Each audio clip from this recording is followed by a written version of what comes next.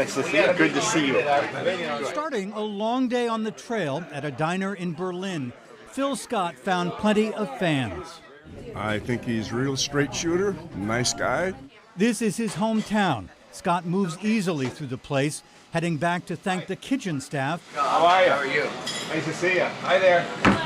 Before returning to his modified campaign bus for a short trip to South Barrie, where he's waving at motorists and shaking more hands. Here, we asked the Republican lieutenant governor how he can win in such a blue state. Well, I think we represent working Vermont, and the challenges we face here are real. I think people are struggling. As I travel the state, I see how much they're struggling, working those 2 and 3 jobs, trying to make ends meet. And I'm a product of the blue-collar community, and I think that resonates. Phil Scott is 58, married with daughters, a native Vermonter who was educated at UVM.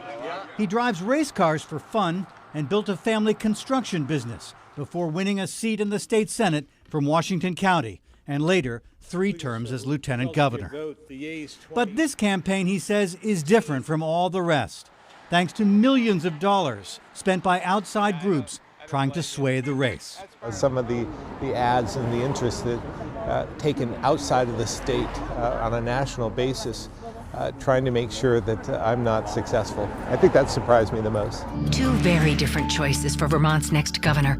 Scott is pro-choice, but found himself under attack by Planned Parenthood's Political Action Committee, funded by the Democratic Governors Association, for saying he might support a parental notification bill if a child sought an abortion.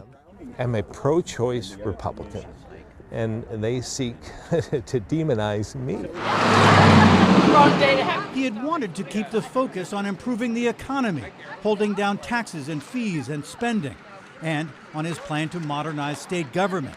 But then the abortion debate blew up. I am the candidate with plans for affordable college. In debates, Scott casts his Democratic opponent, former Transportation Secretary Sue Minter, as a big-spending liberal. She sees him as too friendly to business and light on specific policy plans for the governor's office. It's a very tight election, and every vote will count. What's the last thing you want voters to think about when they walk into that booth? I think they should think about who has the vision for bringing Vermont in a new direction. After greeting a few more voters here, Scott was back on the bus, heading south. A man on the move in a sprint to the finish. In South Barrie, Stuart Ledbetter, NBC 5 News.